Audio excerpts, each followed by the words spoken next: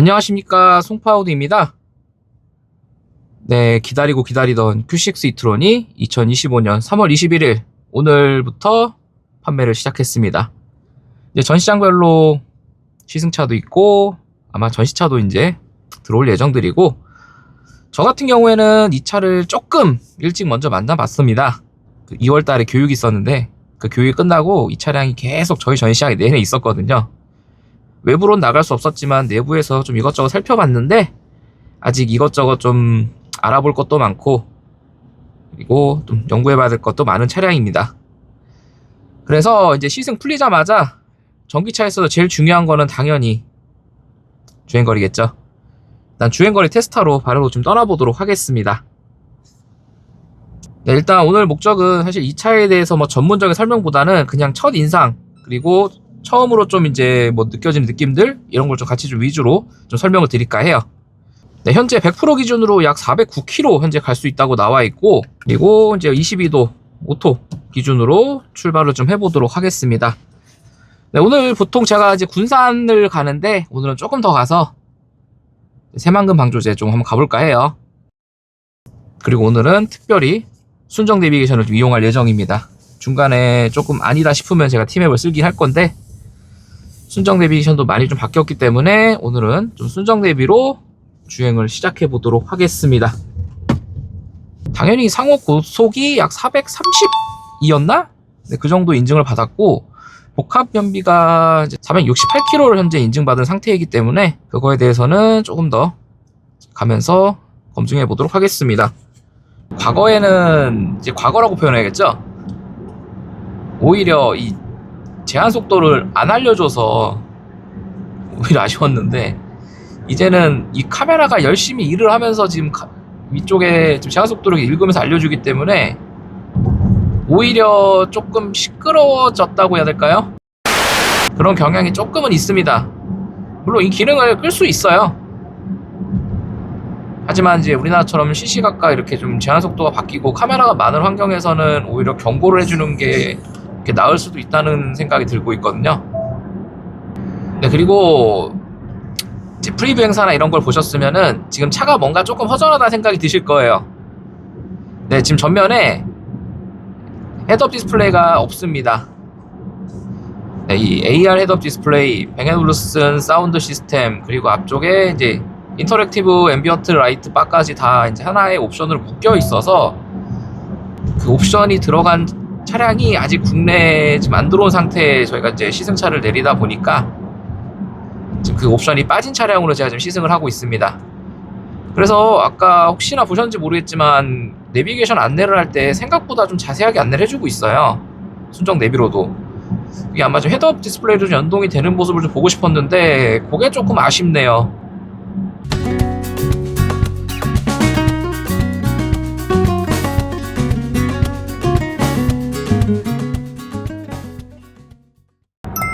네, 돌고 돌아 100km 구간입니다. 평균 전비 5.6, 그리고 남은 배터리 82%고 지금 332km, 333km네요. 더 갈 수 있다고 나오는데 이렇게 되면 433km인데 지금 계속 늘고 있습니다. 주행 가는 거리가. 아무래도 이제 계속 평균 전비가 낮은 상태로 있었다 보니까 좀 키로수가 줄었는데, 지금 배터리가 아직 20%도 안 줄었습니다. 한 18% 줄었는데 100km 탔으니까 얼추 이론상으로 일단 500 정도 탈 수 있다는 상황인데요.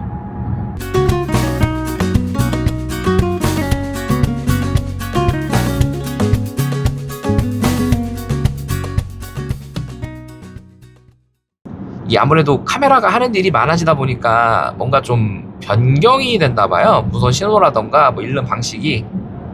그래서 차선 중앙 유지가 조금 어렵습니다. 한마디로 차선 이탈 방지만 현재 좀 들어가 있는 상태예요. 물론 차선이 넘어가지 않게 도와주기는 하는데 한마디로 차가 조금 좌우로 왔다 갔다 할 수 있는 현재 환경으로 지금 조성되어 있다는 것만 참고해 주시면 좋을 것 같아요. 항상 이 완전 새로운 차량을 출시할 때는 이 반잘주행 관련해서 좀 항상 이슈가 좀 있네요.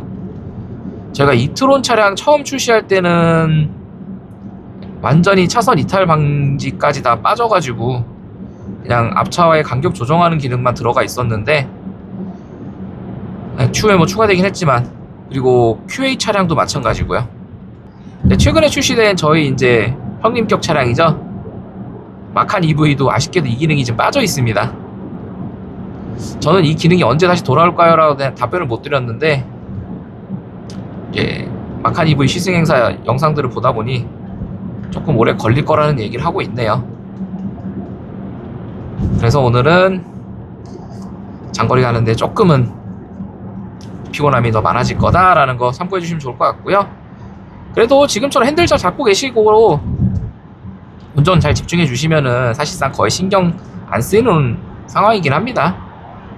뭔가 이렇게 좀 손을 놓고 이제 뭔가 하거나 이런 상황들이 좀 많지 않는 이상은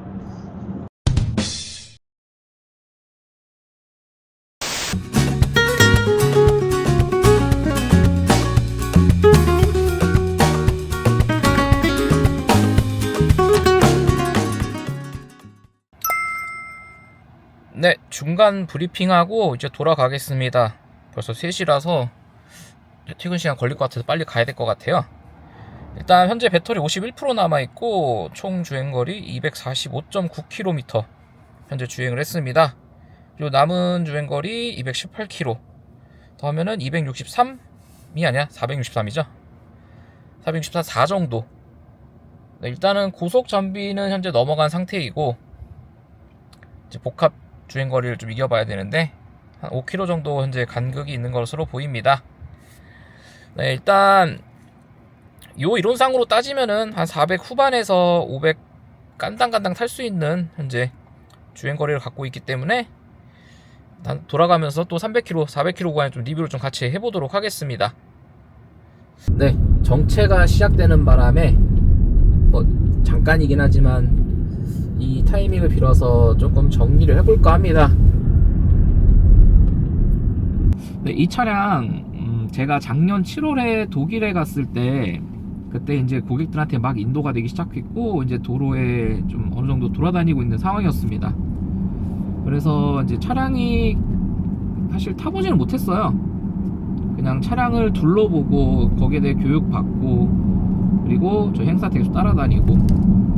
네, 그때마다 어떻게 보면은 조금 국내에 오면은 디자인 하나만으로도 괜찮을 것 같네 라는 약간 좀 이미지를 가지고 있었어요. 실제로 국내에서 이제 프리뷰 행사 할 때도 디자인 하나 그리고 이 바뀐 실내 하나만으로도 이제 어떻게 보면은 새로운 아우디 이제 힘을 보여줄 때가 됐다 이런 모습을 좀 보여주는 차량이기도 한데 일단 그 단점 먼저 좀 말씀을 드릴게요. 일단 많은 분들 알고 계실 거예요. 사륜구동 모델 저거 없는 거 통풍 시트. 정확하게는 초도 물량만 없습니다. 추후에 들어올 예정이긴 한데 좀 가격 상승이 현재 좀 예고가 되어 있죠. 그러니까 기존 모델이 현재 1억 690만원짜리가 통풍 시트가 원래 없는 모델의 가격이다. 네, 조금만 친절하고 일찍 고지해줬으면은 이렇게 조금 큰일은 안 났을 것 같은데, 좀 큰일이 아니고 조금 다들 좀 우왕좌왕하고 저희도 사실 몰랐던 사실이고 상품 정보 나올 때까지는 고객분들이 먼저 카탈로그 보고 알고 계셔가지고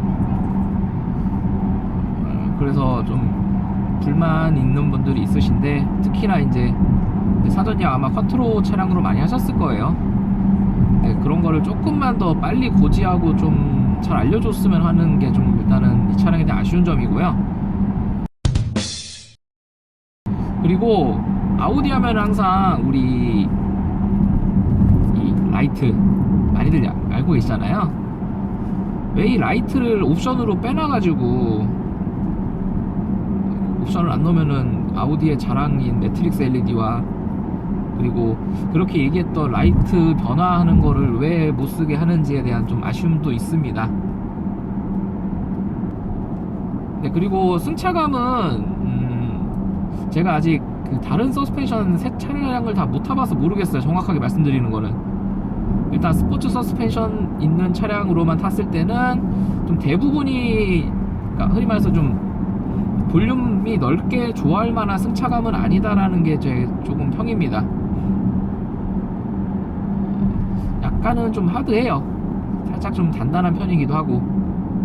그러니까 우리 흔히 말해서 이제 뭐 BMW는 단단해요, 그 벤츠는 물렁해요, 아우디는 그 중간이에요 라고 많이들 말을 하는데, 어떻게 보면은 약간 BMW는 단단해요가 아니라 이제 Q6 e-tron 퍼포먼스 프리미엄은 단단해요 라고 이제 표현을 좀 해야 될 것 같아요.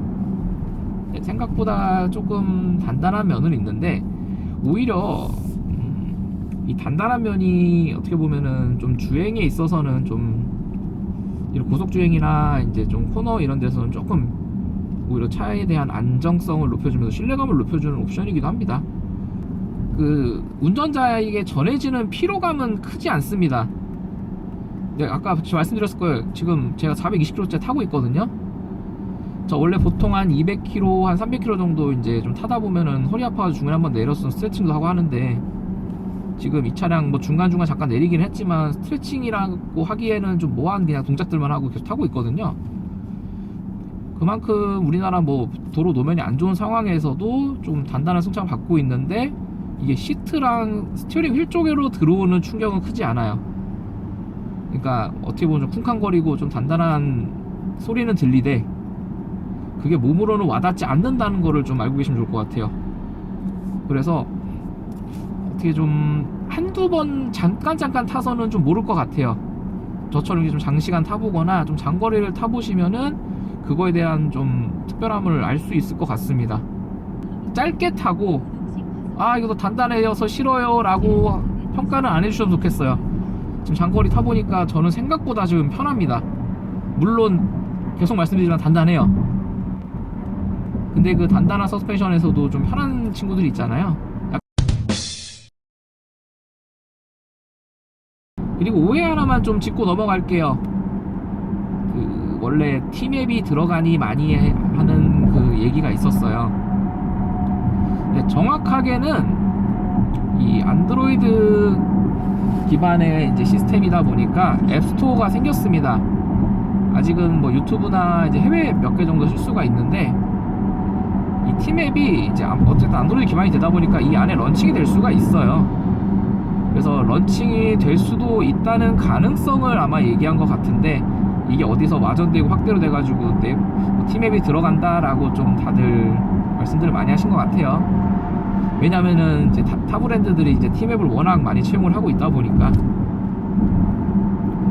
일단 좀 기다려봐야 되는 상황입니다. 거기에 대해서는 안 한다는 말은 안 했으니까요.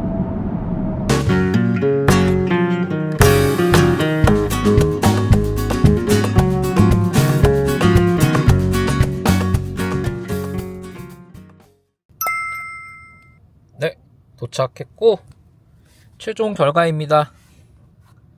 485.6km 주행했고 23km 남았네요. 대략 508에서 9 정도 주행할 수 있고, 배터리 5% 남기고 깐딱깐딱 왔습니다. 최종 전비 5.4.